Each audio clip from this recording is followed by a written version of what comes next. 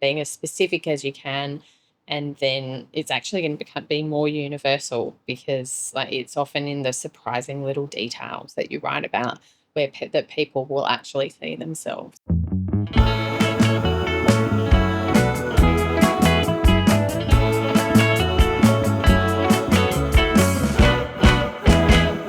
Showcase, my book is Someone Like Me, an autistic anthology of nonfiction, co-edited with Clem Bastow. Publisher is UQP. The idea for the book came about, oh gosh, about 8 years ago. Clem and I have been talking about it for a very long time. It's an anthology of autistic nonfiction, and all the contributors are women and gender diverse people. When I was first diagnosed as autistic, which was about 15 years ago, after my son was diagnosed, there were hardly any books out there where I could see someone like me. So most of the books were about being autistic were by men, mostly men who were more stereotypically like Sheldon on the Big Bang Theory, or John Elder Robinson writing about building guitars for Kiss. Great books, very glad they're out there, but I really didn't see myself reflected. Then the idea to really make it happen came soon after Clem Bastow, my co-editor, we joke that they came out as autistic.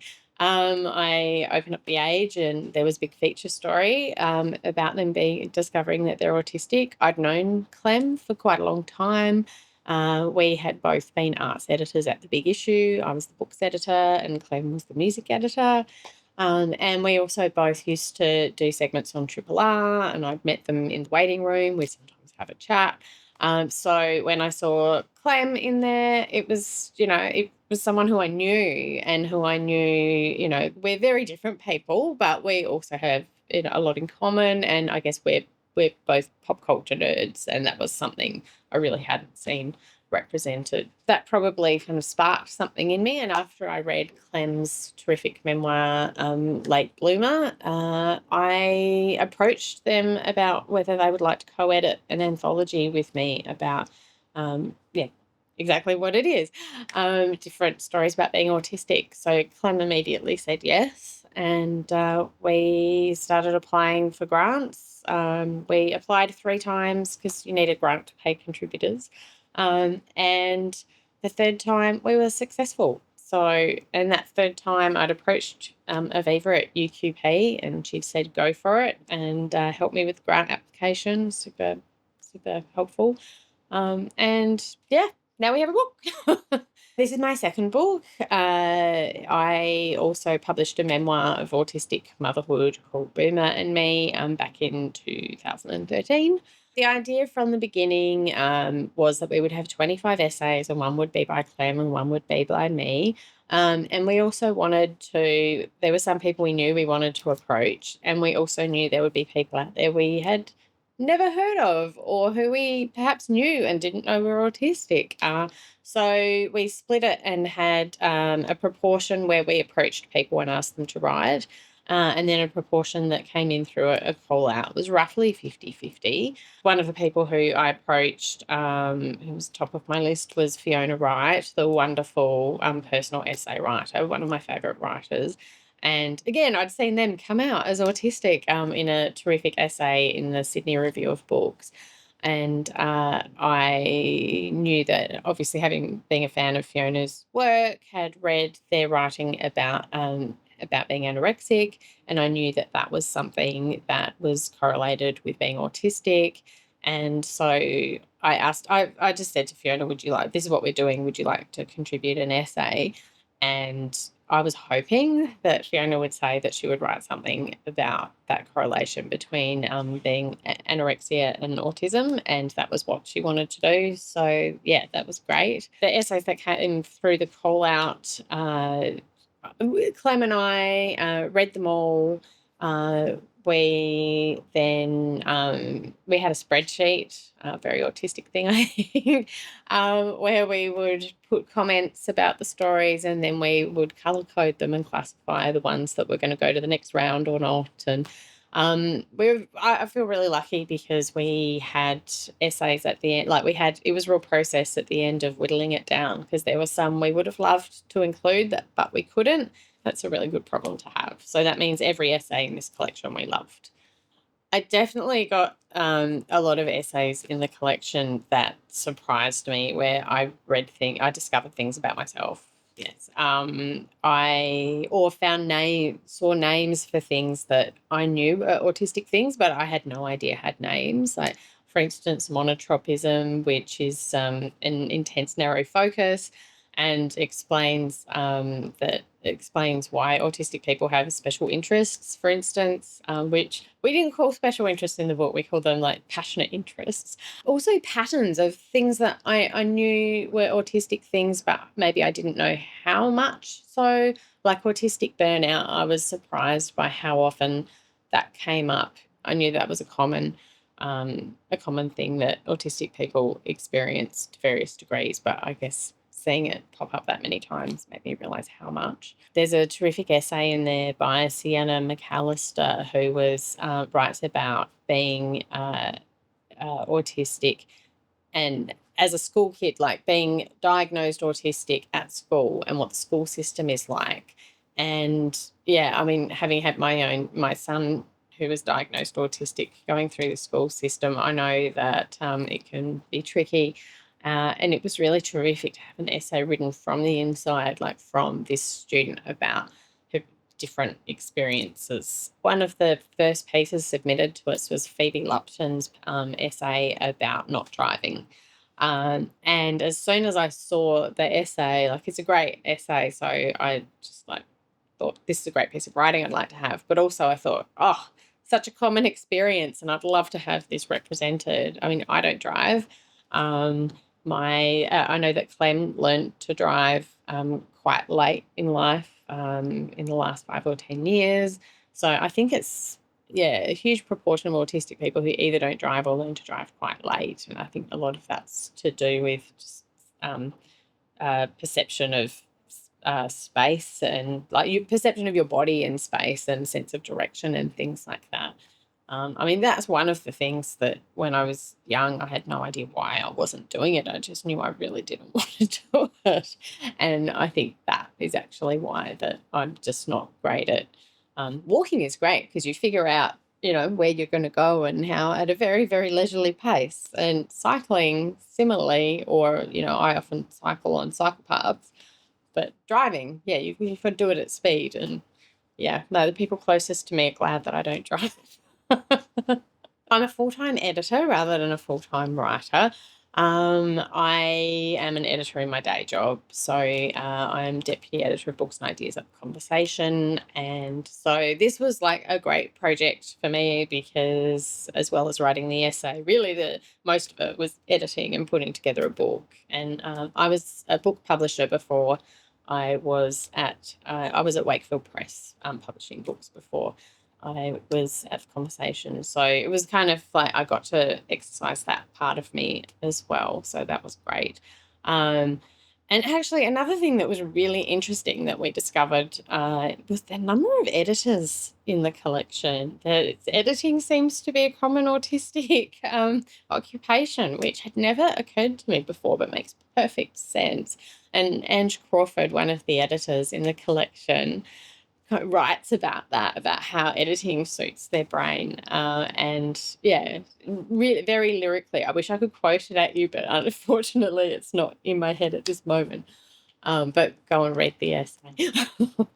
Another really surprising piece in the collection was by LT. They've decided to contribute anonymously, a GP who was writing about autistic burnout as a GP, and writing about the medical system from the inside. And also, I found it so interesting in many ways, including that that idea of writing about the medical system from the inside, and that they'd first learnt about autism when they were in their medical training, and that when they finally realised that they were autistic, they just really saw the gap between learning about it, from the outside and how it feels on the inside. But also, I think, we've all been to the GP. It's a really great illustration of how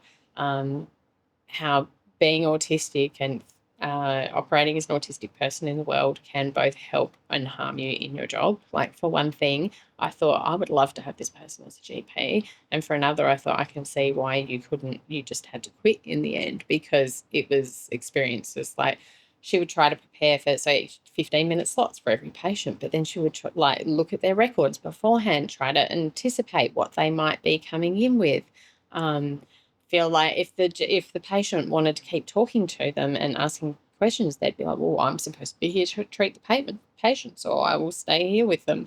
But then would be incredibly stressed because, I'm supposed to see the next patient in 15 minutes. So it was trying to do the job in the most perfect way possible, like your perception of what a good doctor should be, but it's actually impossible to do. So that was really interesting, just from a whole other perspective too. Okay, my lucky tip question is, are you a cat or dog person, or neither? And look, a lot of autistic people who are watching this may hate me after this, but I'm neither. I'm not an animal person. There's a lot of people in our collection who are. There is the most beautiful essay by Tash Aganoff about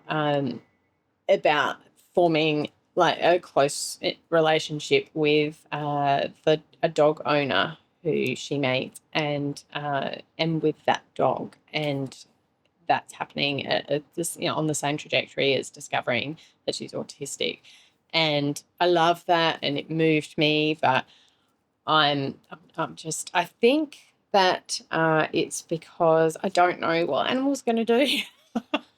And so, because I've thought about this, I often think, sometimes I'll even think, can I really be an autistic person who doesn't like animals? But, I mean, I like them. I just don't want them around me because I don't know what they're going to do. I don't know what noises they're going to make. I'm always afraid they're going to bite me or scratch me or something. So, yeah, don't hate me. Writing and writers, it's always about two things, and one is about that it's communicating, that you're speaking to a reader and the reader should get something from it. Otherwise, you're just writing in your diary. Like, if you're writing for publication, there needs to be that. But it's also about communicating something that's intrinsically important to you in the way that you best can. And, I really believe in the idea of the specific, being as specific as you can, and then it's actually going to be more universal, because it's often in the surprising little details that you write about where that people will actually see themselves, and that's one of the things we wanted to do with the collection. And the other thing that writing is for, it's obviously got a huge role in educating people, or the people learning more about the world. And when I say educated, I don't mean in a school teacher way, although of course books are useful in school. But yeah, I guess I read to be. I guess I see myself as a writer who is a reader first, and I read for all sorts of reasons, including to be for companionship, for comfort, to be entertained, and to learn more about the world. So I suppose writing should do all those things. So many things, actually. I've got quite wide taste, I think. I love a good non-fiction book. That's such a weird thing to say. That covers a lot. I love John Ronson. I love books of journalism that are really well written, and that I love it when they bring characters and people into it, and when it reports on something that you know a little bit about and want to know more about, but also makes changes the way you think or challenges the way you think. So that's why I love John Ronson. I love I love a lot of women's literary fiction. I love Jeanette Turner Hospital is one of my favourite writers. She hasn't written for a long time, but she was one of the first Australian literary writers I really loved. I'm really excited to read the new novel by Chimamanda Ngozi Adichie. I loved Americana. I yeah, it's hard. Like, I read so much for work too that I'm always like, "Oh, what did I?" I'm excited to read the new Gretchen Sherm novel. I really loved her last one last year, and this one, which is like set in, um, there's a war crimes trial in The Hague, or yeah, it looks so interesting. The first book I remember wanting to read for myself is The Secret Garden. And I was probably about 5. My mum has told me this story. It's probably why it's embedded in my consciousness, that she took me to, I'd seen the BBC series and probably on the ABC, and she took me to a bookshop, like it was the Myers book department back in those days, uh, and to get it. And the sales assistant didn't want to give her the novel because she was like, she's not going to be able to read that. And she thought my mum was being an annoying stage mum. And she was like, no, she really wants to read it. And then she told me to, if I could read the first page, she would let mum buy it for me. And I read the first page, so she let me have it. I bought that book again last year because I realized I didn't have it on my shelf. It's like one of the books you just feel should be with you. So yeah, but I write in my essay in the collection about autistic headcanons, which is like characters who are not necessarily written as autistic, and I'm not diagnosing that way, but have a constellation of autistic traits, which means you can read them that way. And the ones that I write about are actually all childhood favourites. One is Little Women and Jo March, and then I read a biography of Louisa M. Alcott, and I really think that Louisa has a lot of autistic traits, and her father, Bronson Alcott, even more so. And then Anne Shirley from Anne of Green Gables, and Harriet the Spy. And then actually, and this one came to me a bit later in life as a book, and also the idea of them being autistic came to me a bit later, but Sibylla Melvin from My Brilliant Career as well. And actually, last night I was at an event for the book, and Sienna McAllister, one of the contributors, said to me, I read your essay and I agree with you about Sibylla Melvin, and no one has ever said that before, and no one's ever said it to me before, but I have been talking about writing a second memoir for many years, a divorce memoir, but I got divorced about 10 years ago, and I've always wanted to write about it, but also feel like you need to have the amount of time to write about something to actually write about it well for big emotional experiences. So I'm thinking that might be next. But also, there are so many this seems to be a thing at the moment. So I'm like, maybe I'm too late. Maybe I'll just read the others. Thank you very much.